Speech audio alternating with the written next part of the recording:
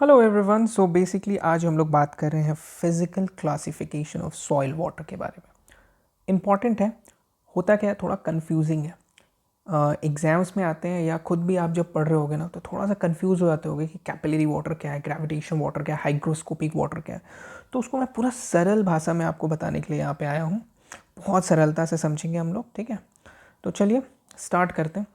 सबसे पहले देखो, physical classification of soil water में क्वेश्चंस आएंगे तो तीन जगह से आएंगे। Gravitational water, capillary water, hygroscopic water, तीन होते हैं, ठीक है।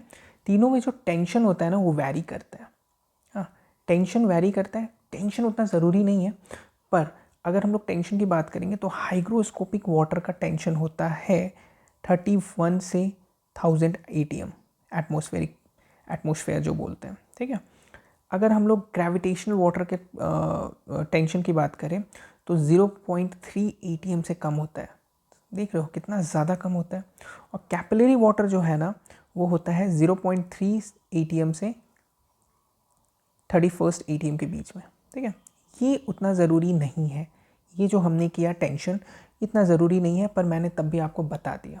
ओके, यहाँ पे ज़रूरी क्या है? सबसे पहली चीज़, जो प्लांट के लिए जो वाटर अवेलेबल होता है वो है कैपिलरी वाटर, ठीक है।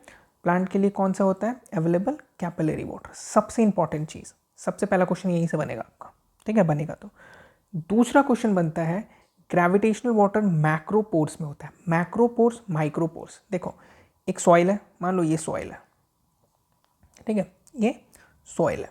तो सॉइल में दो तरह के आपको ये होते हैं, पार्टिकल्स होते हैं। एक बड़ा पार्टिकल्स, एक छोटा पार्टिकल्स, ठीक है। और पार्टिकल्स जो होते हैं, बड़ा छोटा जो भी, तो ये जो पार्टिकल्स है ना उसमें दो तरह के पोर्स होते हैं। पोर्स मतलब छेद, जहाँ से जो वाटर है ना उसको एब्जॉर्व करते हैं। जैसे मान लो एक पार्टिकल्स देख लो ऐसे करके। तो इसमें दो तरह के पोर्स होते हैं। पोर्स जो होता है वो दो तरह का होता है। एक होता है मैक्रो, मैक्रो मतलब बड़ा पोर्स, और एक होता है माइक्रो, माइक्रो मतलब छोटा पोर्स, ठीक है।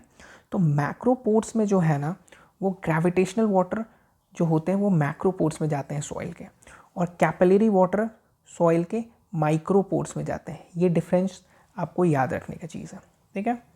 चलिए, तो हमें सबसे पहले क्या देखा? सबसे पहले इंपॉर्टेंट चीज़ कि अवेलेबल होता है वाटर के प्लांट्स के लिए वो होते हैं कैपिलरी वाटर। और दूसरा सबसे इंपॉर्टेंट चीज़ देखा कि ये जो ग्रेविटेशनल वाटर है वही मैक्रोपोर्स में जाते हैं, और कैपिलरी वाटर जो होता है वो माइक्रोपोर्स में जाते हैं, ठीक है। इसका ग्रेविटेशनल वाटर का एक और नाम है, वो है ड्रेनेज वाटर, ठीक है। ग्रेविटेशनल वाटर का एक और नाम क्या है? ड्रेनेज वाटर, क्योंकि ये ड्रेन कर जाता है, ये प्लांट के लिए यूज़ ही नहीं आता। देखो ग्रेविटेशनल वाटर का डायग्राम देखो, इसमें क्या है ना कि ये सब देखो सॉइल पार्टिकल्स हैं, हाँ, और ये पूरा ग्रेविटेशनल वाटर भरा पड़ा है ना। उसके बाद कैपिलरी वाटर देखो, कैपिलरी वाटर देखो ये यहाँ क्या है, कैपिलरी वाटर जो है ये देखो, ये जो है ये वाटर जो आपको दिख रहा है ब्लू ब्लू, ये है कैपिलरी वाटर। और ये देखो हाइग्रोस्कोपिक वाटर जो होता है वो पूरा अच्छे से, ये जो पार्टिकल्स होता है ना किनारे किनारे देखो, किनारे किनारे अटैच है इस तरह से, ये वाटर समझ लो, वाटर पार्टिकल्स, हाँ, ये वाटर पार्टिकल्स है और ये सॉइल पार्टिकल्स है, ठीक है। ऐसे अटैच रहता है, इतना जोर का अटैच रहता है कि ये अटैचमेंट के कारण ये अवेलेबल ही नहीं रहता है। ये भी क्या होता है? Not available, not available for plants. ये भी प्लांट्स के लिए अवेलेबल नहीं होता है, ठीक है। तीनों में डिफरेंस यही है। ग्रेविटेशनल वाटर की बात करें तो सबसे इंपॉर्टेंट चीज़ हमने, पहला चीज़ जो कि बहुत इंपॉर्टेंट नहीं है, वो टेंशन वाली बात कर ली हमने। थोड़ा पेन का कलर चेंज करते हैं। ओके, टेंशन वाली बात कर ली हमने। फिर देखा ये मैक्रोपोर्स में रहता है, इसको ड्रेनेज वाटर भी बोलते हैं। अनडिज़ायरेबल होता है, ठीक है, इट्स अनडिज़ायरेबल, और ये मैक्रोपोर्स में रहता है। कोई बात नहीं, फ्री वाटर भी बोल सकते हो, ड्रेनेज वाटर, क्योंकि ये प्लांट्स के काम में आता ही नहीं है, नॉट यूज फॉर प्लांट्स, ठीक है। कैपिलरी वाटर इंपॉर्टेंट है, पहला तो माइक्रोपोर्स में रहता है और प्लांट्स के लिए ये यूज़ में आता है, इट्स अवेलेबल फॉर प्लांट्स, ठीक है। टेंशन हमने देख लिया, एटमोस्फेरिक कितना टेंशन के बीच में ये पाया जाता है। फंक्शन क्या करता है? Its function as soil solution, its function as soil solution, ठीक है, हाँ, और ये अवेलेबल फॉर प्लांट्स है। ओके, ठीक है, कोई दिक्कत नहीं। नेक्स्ट हम लोग क्या बात करेंगे, हाइग्रोस्कोपिक वाटर।